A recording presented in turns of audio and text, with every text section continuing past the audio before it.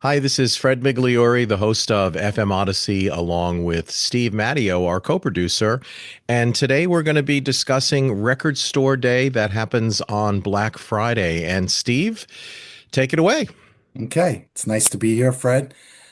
So I have a few Black Friday releases, and I really have not had much in the way of time, to really do anything with these.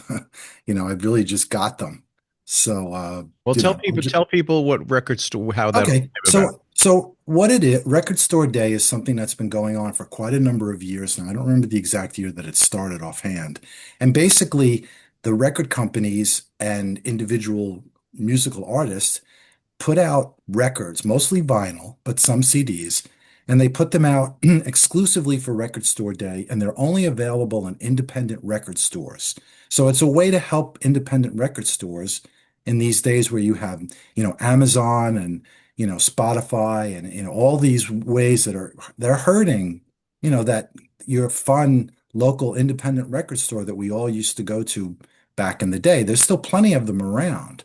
So you can only get these releases there. And what happens is people go and they line up outside at, 8 o'clock in the morning. Some of them are lined up like it's 4 o'clock in the morning in some places to get these releases. In some cases, they only put, maybe 400 of them out. In some cases, it's a couple of thousand, sometimes more. So, it's for fans too. If you're a fan of the Grateful Dead, for example, they put out a lot of Record Store Day releases. And speaking of the Grateful Dead and Record Store Day, I'm going to hold up this one first. Sorry for the glare. Okay. So this is one of the ones that it's coming out this year. And this is really cool. It's called Grateful Dead on a Back Porch Volume 2. I should have had Volume 1 by now. They were going to also send me that. And it's just different live material from the Fillmore East, um, from different locations. It's from 1970, 1971, 1973, and there's two tracks from 1990. And the tracks from 70 and 71 are from the Fillmore East, and it's cool stuff. If you're a fan of the Dead, I think it's an inexpensive release too. It's not anything super expensive. And just to show you the variety of the music that they have here. Now, this is what's called a Rhino Reserve release. These are 180-gram vinyl records. They're cut from analog tape. Okay. And this is Curtis Mayfield's solo debut. And again, I'm sorry for the glare. This is after he left the Impressions. That was, his group, and he went solo. And this is a, important record if you're into R&B and soul music. This is a really amazing record. And the quality that they put into these records in terms of the pressing and the packaging and the mastering and everything. I've listened to a number of these Rhino Reserve releases, and I've written about them mostly for the Vinyl District, who I mostly write for. I'm a contributing editor there. So that's a good one if you're into R&B and soul. I have a Um, question. sure. Is that the same as the Rhino Hi-Fi series or no? No, no, Fred, I'm glad you asked that because that Rhino has so much great stuff going. These are all Rhino releases I'm going to show you. They have so much great stuff going on. That is a different series. That's more of an audiophile series where the audiophile aspect of it is the most important. Now, these are cut from analog and they sound fantastic, okay? But these are not as expensive as those, I believe. And these are more sort of the deeper cuts where the hi-fi Gotcha. series is classic albums, like Fleetwood Mac's debut album with Lindsey Buckingham and Stevie Nicks, for example. These are more deeper cuts. These are more offbeat kind of releases, more rootsy kind of releases. So, and for example, so here's another one. This is a T-Bone Walker album. And this is really I was really psyched about this. This was originally on Atlantic Records, who some people believe is the greatest record label that has ever existed. Aretha Franklin, Ray Charles, the list goes on in terms of rock. And this is a 1959 release. It's been out of print for quite a while. And it comes, what's really neat is it comes with a bonus four-track 10-inch record. And it's really cool. And again, this is another one that is not expensive. And if you're into blues, this is just killer, you know. So, all right, moving right along. Fred, you're gonna really like this one. Okay, I hope you're ready for this. Joni Mitchell. Okay. And what it is, it's Rolling Thunder Review. So this is the Dylan. music. And again, I'm sorry for the glare and It the looks kind of way that it's all good. Yeah. Okay. this is Dylan, this is the Dylan. music she recorded on the Rolling Thunder Review tour. That was Bob Dylan's tour that he did, if you remember all about that. I believe that was 75, was it, if I'm not mistaken? Right. And so this, I mean, I think some of this stuff has been previously released on her previous archive sets, but here it is all in one place. And let me see how it's 14 tracks, and it's great stuff. I mean, it's a lot of Hissing of Summer Lawns material on here, Well, that was and what was. some of Hajira is on here, but there's also A Case of You, for example. And you know, this is great stuff. Now, this is not with her regular band. This is with the folks who were, you know, the backing people on the Rolling Thunder Review. A lot of those people became what was called the Alpha Band. That's T-Bone Burnett, Rob Stoner, Steve Souls, I believe. I don't remember all their names, but and again, this is another one that is not expensive. And this is a limited edition, 180 gram vinyl, mastered by Bernie Grundman. We know Bernie and what a great job he does on mastering things. So this is a must as far as I'm concerned. And I know, Fred, you'll be online at about 3 o'clock in the morning at your local record store for this one. So the last one that I actually have a physical copy of, and where do you see this one, Fred? Okay. This is Love. This is a box set. Oh, Okay. wow. And again, you can see I've just got these. Okay. I haven't even had a chance to open them up yet. I don't have enough time to review these before Record Store Day. My review is going to actually come out after Record Store Day, unfortunately. So this is called the Complete Electra Albums from Love. And they were, for those of you who don't know them, they were a band from LA, and they were led by a guy named Arthur Lee, and they were really an interesting, unique group. Um, they were not a pop band. They were very experimental, psychedelic, a lot of very lush kind of recording.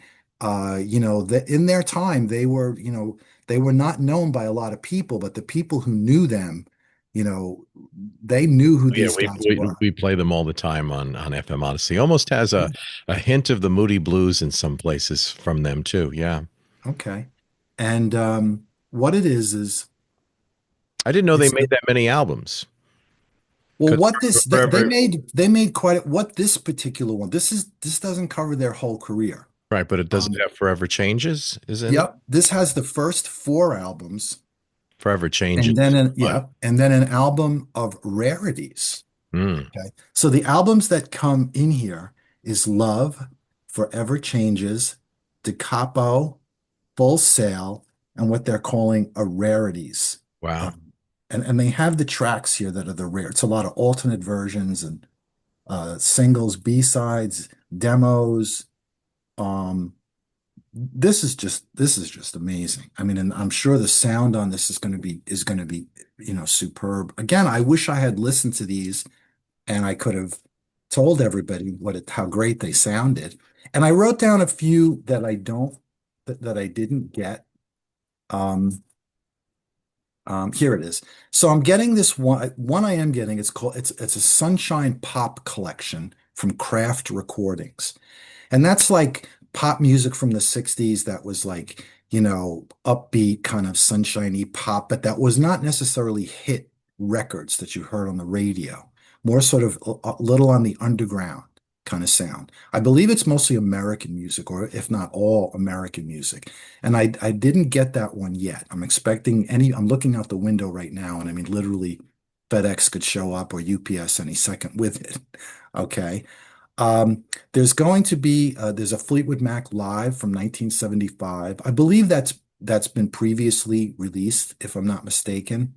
Um, Another blues release. There's going to be a Sonny Terry and Brownie McGee release that I would suggest anybody that is going to pick up that John Lee Hooker. I'm sorry, not John Lee Hooker.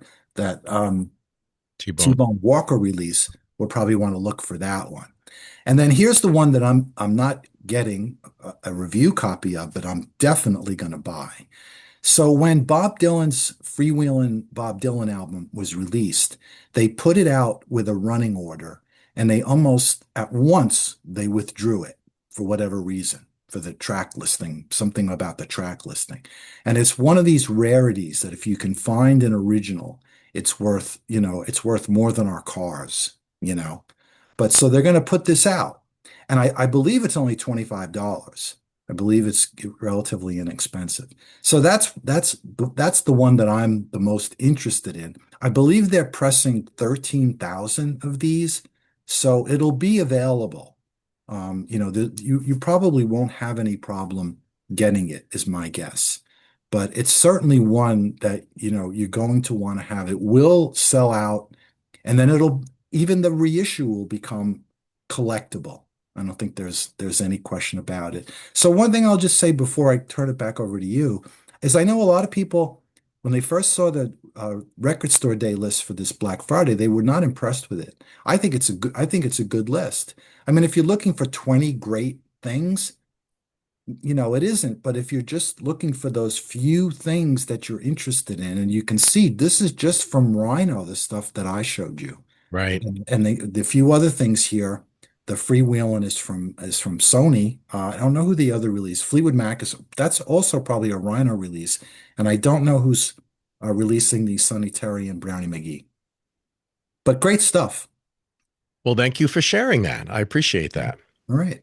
Well, you came up with this next idea, so why don't you tell people that are watching what that is? All right. So what we're going to do every time we do one of these kind of YouTube pieces here is each one of us is going to bring an album, and we'll just briefly talk about it. But he doesn't know what I have, and I don't know what he has. And it's going to be something unique, interesting, underground, obscure, or just a personal favorite. And it will be vinyl. And do you want to go first, or do you want me to go first? I'll go first. Okay, why don't you go first and let's see what you come up. And by the way, what we should do is I had an idea. If either one of us, if we both come up with the same artist, the next time we do this, we'll do two of them. If we both come up with the exact same album, we'll do three next time. Boy, we're really crazy to say things like this, but go ahead, Fred. Boy, oh boy.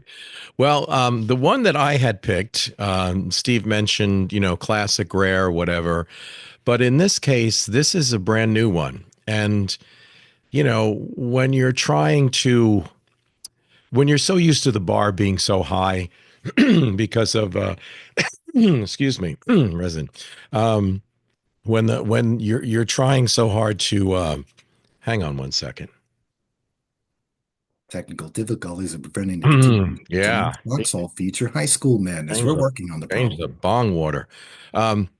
When you're when you have such a high bar for music like most of us do from the years that we came from, all the years later, it's really, really hard to find something new nowadays that can really, really be up there, that you can match. And I will tell you this before I show you what this record is. And Steve, this has only happened a couple of times in my life where I've listened to a brand new album, never heard it before. I finished side one, and as I'm turning it over to put on side two, I am whispering to the artist, "Don't screw this up." And this was one of those records, and it's the brand new album from Don Was, and it's just an amazing record. It's called Don Was and the Pan Detroit Ensemble. And I love the title of it. It's called Groove in the Face of Adversity. And a lot of these songs were recorded live at a couple of different places. And the personnel that he has are all of these players from the Detroit area. So there's no like huge names, but collectively, the sound that these guys make is absolutely unbelievable. And I had stumbled upon this because I heard an NPR report where the host or whoever was on, I think it was Morning Edition or All Things Considered, was driving around with Don Was through Detroit where he grew up, and they were driving past like where all of these like major artists, like where Diana Ross grew up, and all these other folks. So this is one that I would highly recommend. Like I said, it's brand new, it just came out. It's called Don Was and the Pan Detroit Ensemble, and it's called Groove in the Face of Adversity. And I promise you that with this record, you really need to turn this up and sit back and get rid of all of the distractions and listen to this, because it is absolutely amazing. So that's my choice, Okay. and that's my recommendation to you too, Steve. All right, excellent. So what I'm going to do is, Write about this. yeah, I will. All right, so I'm going to do mine quick because we're gonna run out of time. We don't want to go too long here. So what I'm going to show first is not the one that I'm going to show, but this is an album from Julie Driscoll, Brian Auger, and Mhm. Trinity, and it's called Open. Okay, so this was technically Brian Auger's first album, but that's not the one I'm going to cover. And again, I'm sorry for all the glare and all that. Okay, so okay. Sorry about this. Well, the one I'm going to show is actually their next album, is his next album, which was actually the only one that was a Brian Auger album. Of his first four, they were all with Julie Driscoll, except for this one. It's called Definitely What. Hmm. And this is a smoker. Okay. This is just amazing. Okay. It came out in America on Atco Records, Marmalade in the UK. And this is just a great record. I believe it's 1969, if I'm not mistaken, when this came out. And this particular one that I have here, this is a white label promo too. So I just wanted to show that. And it's mint condition. I bought this used many years ago. And I'll see if I could just quickly show the inside gatefold because it folds up and down. It's so klutzy. If you can see this, it's just incredible. It's the Hmm. best I can do. Wow. It's just a beauty. So if I know there's a lot of people that know, Brian Auger's Oblivion Express. The 1969, I was correct, but this is just a great album. Definitely what Brian Auger and the Trinity, and this is a stereo version of it, and it's just wonderful. So anyway, I'm going to just quickly now tell you, show you something that's going to be coming up soon and then Fred will say goodbye. But if you just hold on 1 second, because I got to reach over here. Make sure you tell people about the FM Odyssey YouTube channel, because that's where you are. And Yes. we've been meaning to do this for a long time. Yep. We finally have gotten around past the procrastination. Like, well, let's just turn it on and just start talking and see what happens. So So I've had when this you, when, beauty. when you have stuff like Steve's holding up right there certainly is no shortage of things to talk about, right, Steve? So yeah, again, I've not had time to dive into it. It's just this time of year. I just finished two articles back to back. Frank Zappa and his Halloween '78 album, and the new Neil Young reissue of Tonight's the Night that has 6 bonus tracks. It comes out, I think, next Friday. And so my review will be coming out today as we're taping. So I've been busy, but I'm really looking forward to this, especially the I would be fourth too. one. Yeah, the fourth one is the one with all the new tracks. Hmm. So So let me ask you a question real quickly. Are they releasing the DVD set with an extra disc? Is that what they're no, doing? here's the thing. I'll give you the whole deal on this. So Quickly? the video, what you're going to see on Disney Plus is that there's no DVD or Blu-ray coming out. This is the first three anthologies Hmm. and the new one, the fourth one. And you can buy this on CD and you can buy just the fourth one on either vinyl or CD. Okay, so The video, is it the same one that Disney's showing that they released all those years later? Peter Jackson has cleaned it up, Okay, and there gotcha. is Okay, so they did do something extra. with it. There is one extra episode. They're saying, but when I watch it, I'll see. It may just be the bonus material that came out on the DVD. Right, right, because I thought they were adding another disc or something, so I don't know. Okay. There's nothing. There's no physical on this. There's no Right, physical. right. It's just, yeah, it's just you got to watch it on Disney or that's it. Yep. Okay. Well, we do thank you so much for watching us and listening to us. Hopefully you learned something and maybe you'll be running out on Record Store Day. And Steve, tell the studio audience what's coming up in our next episode.